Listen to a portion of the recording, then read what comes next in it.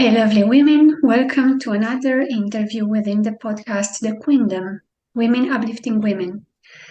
I'm your host, Diana Gatesh, and today we're talking about the importance of finding your voice, especially in the online space. And I have the pleasure of having Oana as a lovely guest. Welcome, Oana, to our podcast. Thank you so much. It's a pleasure to be here. Okay, Oana, how important is it for women entrepreneurs to find their voice in the online space? Why does that matter? Okay, so talking from my own experience, I noticed that if you don't find your voice or your passion, your vocation in your life, then you will face a lot of challenges and you will not understand what is actually happening in your life. Once you find your voice, everything becomes more clear, becomes easier, and it will make you happier than before. I think that if you want to be happy, then you should find your voice and find your personal path. How has finding your voice helped you in your quest? I have to say that it was a long journey. It was a difficult one, but it was very rewarding because after finding my voice, I realized that I want to do more than what I was doing before, and I want to help other people do the same. It was eye-opening and revelation to find out that I'm more capable than I was, and I can talk more about the challenges some women encounter in their professional life. I loved what you said there, that I discovered that I was way better than I thought I was, and I think it's valid for so many women out there. We're waiting to be perfect on some level. And then we discover that we're already very good at what we do and somebody out there needs it. What would you say are the top blockages or maybe limiting beliefs that women entrepreneurs might face in while trying to discover their voice in the online space? From my past experience, I noticed that in this entrepreneurial domain, the majority of people are actually men, and they consider women kind of more fragile, more sensitive, more easily to break, let's say so. So they think that we are weaker because we have more emotions. And this is a common belief that we must break because it's not true. It's not true. And I think we all experience emotions. It's just that for us, maybe it's more obvious because there's some impulsivity involved there, impulsiveness. But other than that, that's very interesting because one of the topics for the interviews, for the future interviews, is going to be on our need as women, to look strong, to be strong. And I think it has a lot to do with this perception that expressing emotions is weak, right? So we're perceived as too sensitive or too emotional or fragile in some way. And it's holding women back. And I've seen it in my therapy practice as well as a hypnotherapist. A lot of women came to me and said, I haven't even allowed myself to feel sadness because I thought that if I were sad, I would look weak. How can we overcome this limiting belief that just because it's a male-dominated space, and how can women find their place in the online space that's somehow taken over? Okay, so I think we must discover two main directions. One is to work with ourselves and become aware that we are better and stronger and nicer and more ambitious than what we thought, and then educate the main market. In Romania, especially, we need the education on all levels because we have many preconceived ideas. And if you want progress and evolution and creating a better world for our future children, we must educate people and we must break some old habits and all the ideas that people have. I think that ideas shape our actions and our actions will actually shape our life. So one thought is capable of ruining anything or creating a better place for everyone. Yeah, I remember a quote. I'm not sure if it was from John Milton who said, like, the mind in itself can be a heaven or a hell, or somehow on these lines. I have to double check. But yeah, just an idea can really ruin or make it like heaven. What other blockages did you notice? Or what's holding women back from showing up in the online space with more confidence and with their own voice, their own uniqueness out there? I think that women are afraid of negative critique, but not actually the critique from others, but the inner critic that it's more harsh and incisive than anyone else.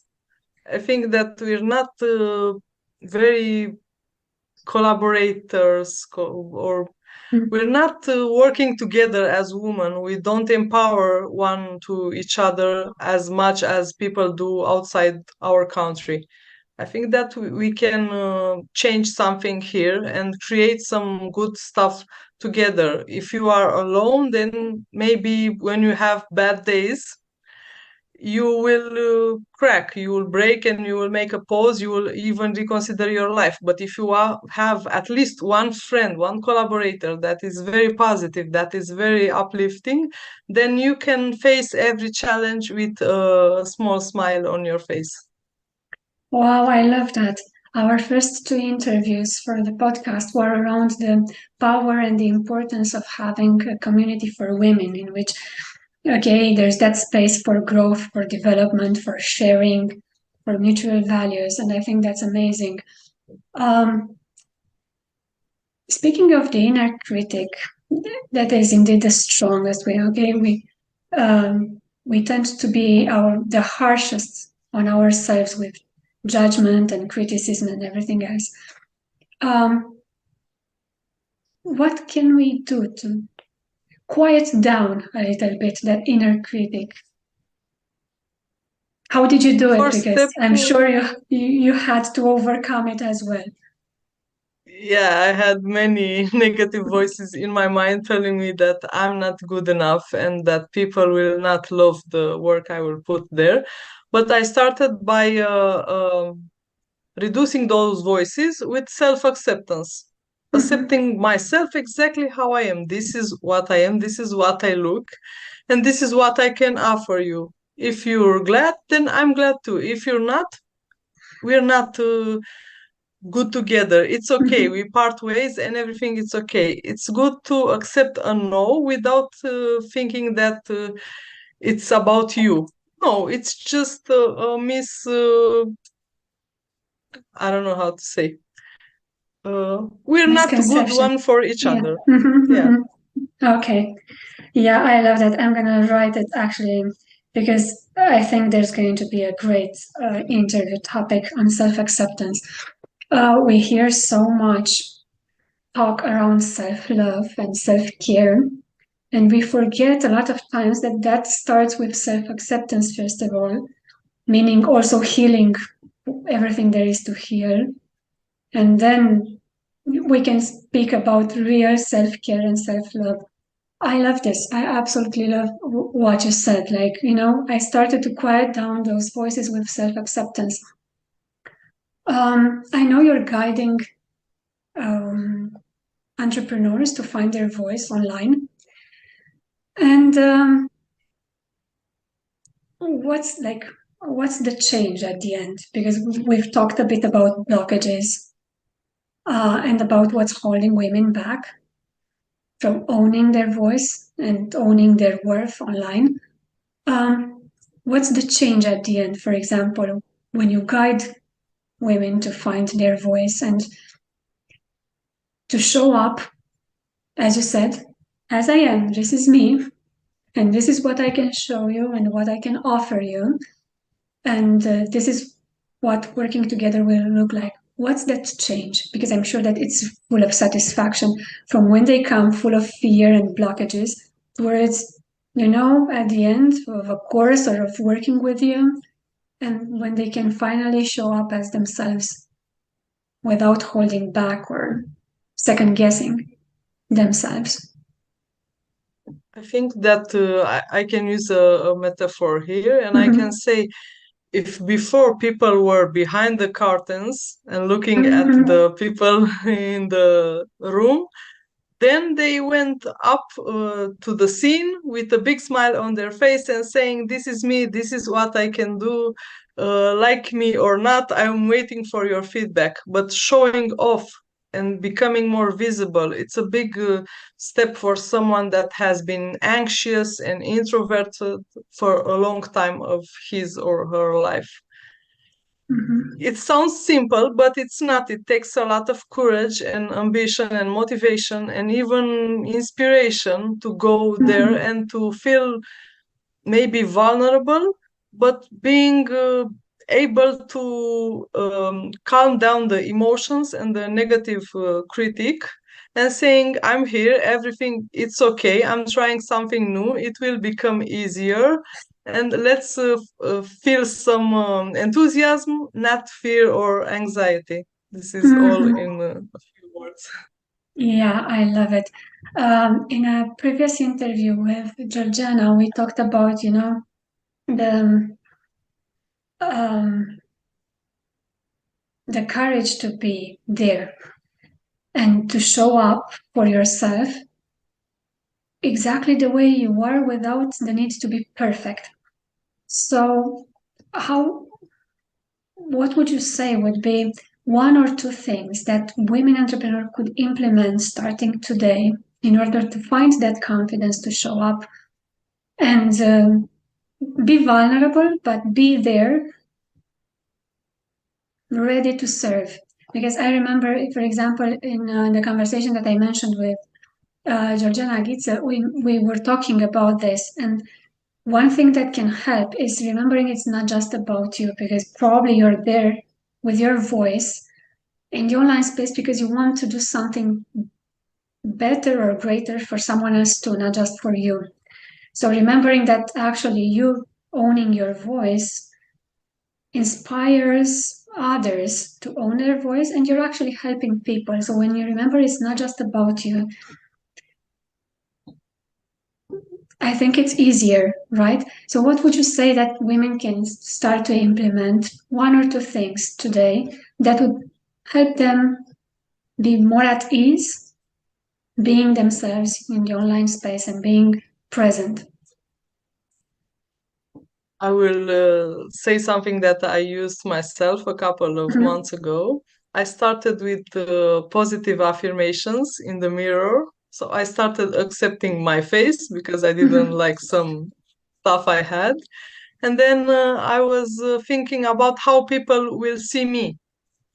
If I don't like my nose, for example, people will stare at my nose because I'm feeling anxious and I'm actually pointing that I don't like myself.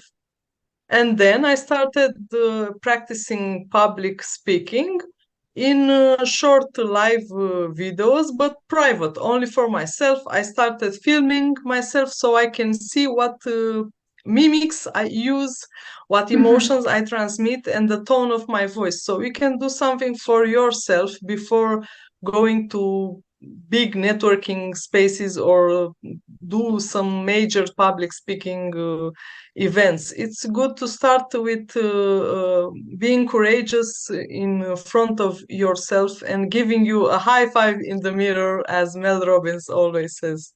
I love it. I love mirror work. I've worked on it myself. Sorry.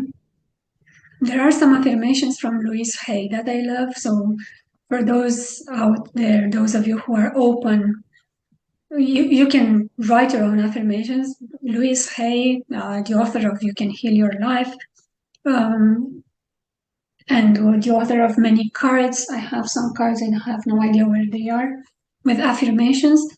They're great. I loved the way I said, like if I don't accept myself, if I don't like myself, of course everyone will feel it. And I think it goes back to self acceptance that we started with and feeling good enough. Because you did mention it at first, we all feel not good enough, not prepared, not ready. And finding the right tools and starting with self acceptance is crucial. So I love the affirmation and the exercise of making videos for yourself. I remember I did that to the first time, the very first video. I think I filmed it like 5 times because I never liked it.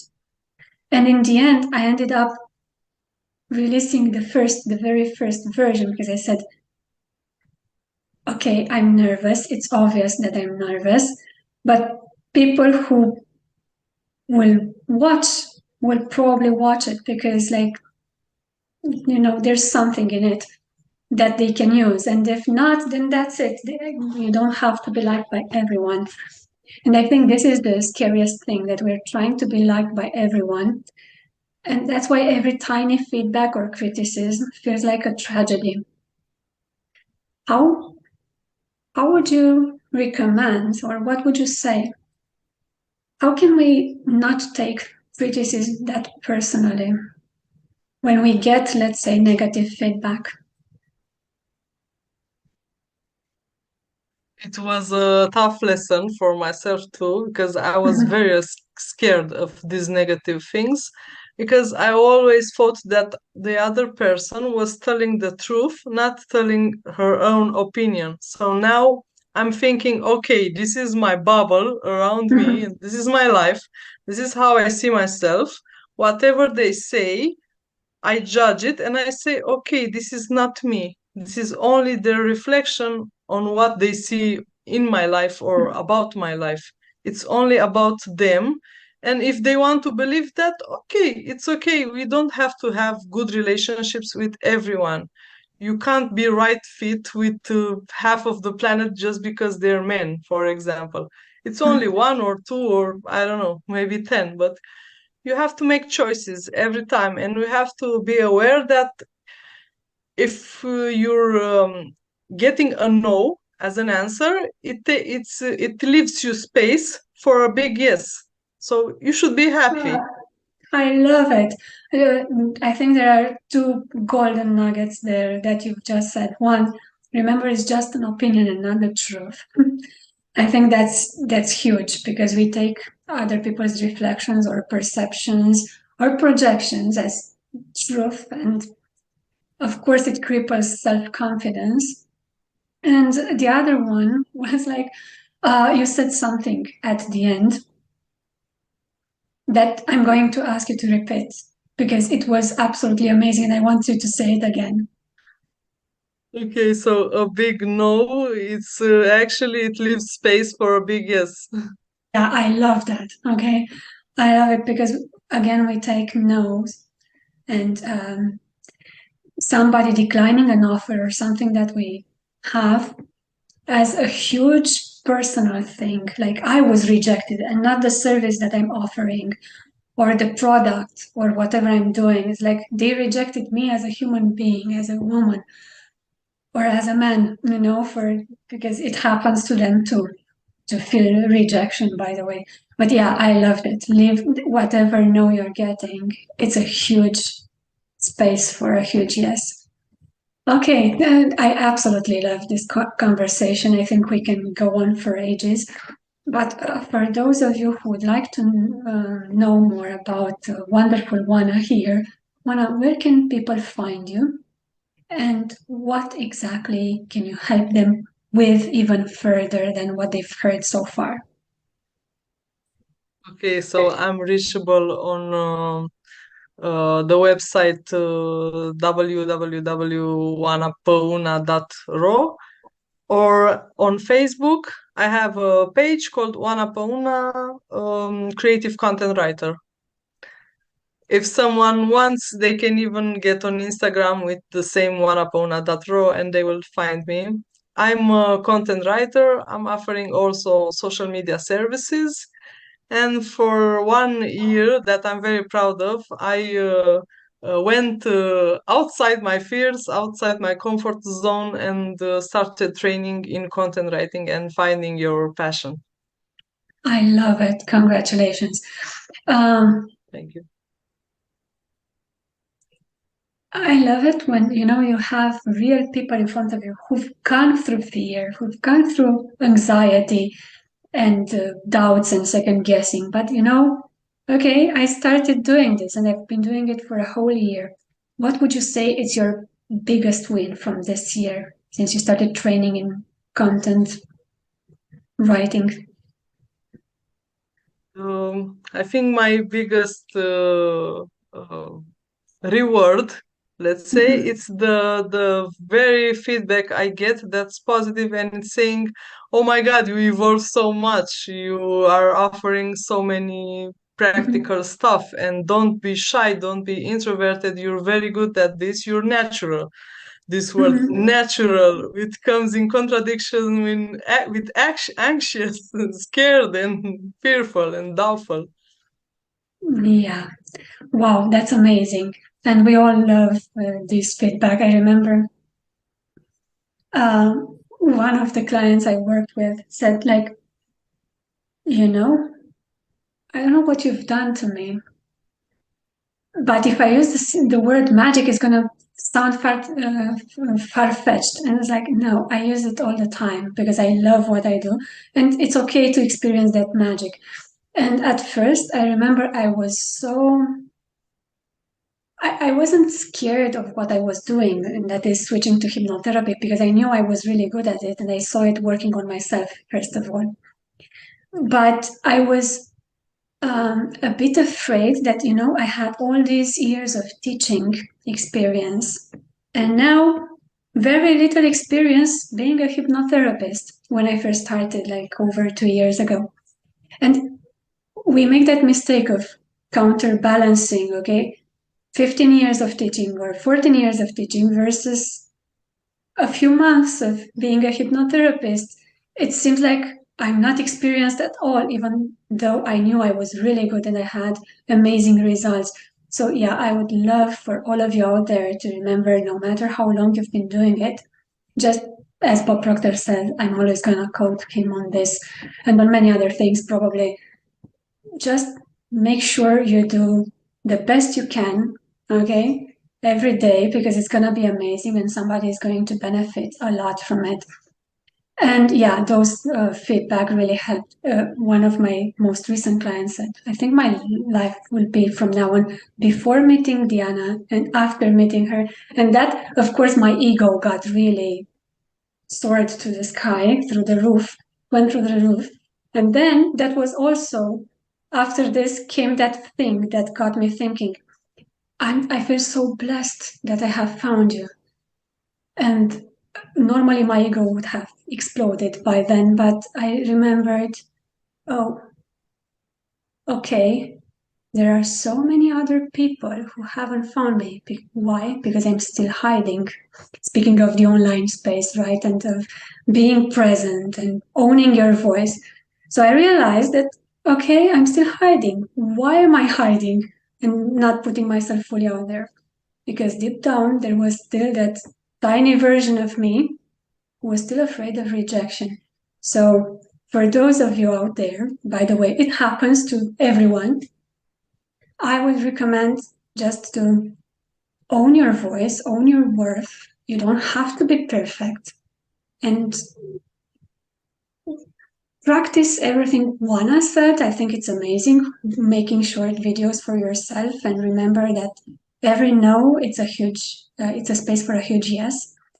So for those of you out there for all those women who are still fearing rejection, speaking of the criticism and everything, what is one last thing you would like to tell them, Oana? Those that were like me, that were still hiding on some level, thinking, okay, whoever needs to find me will somehow find me. Okay, so one short sentence, it's like this. Don't stay hidden anymore because a lot of more fearful and more damaged people are waiting for you to save them. So get out there for them. I love it. Yeah. Okay, lovely. Women, this was another amazing interview. I absolutely had an amazing time with Oana. And we will meet next week with another gorgeous lady. Until then, show up, own your voice, own your worth, and remember, you're exactly where you need to be. Just be there. Okay, so have fun, everyone. Hugs and kisses.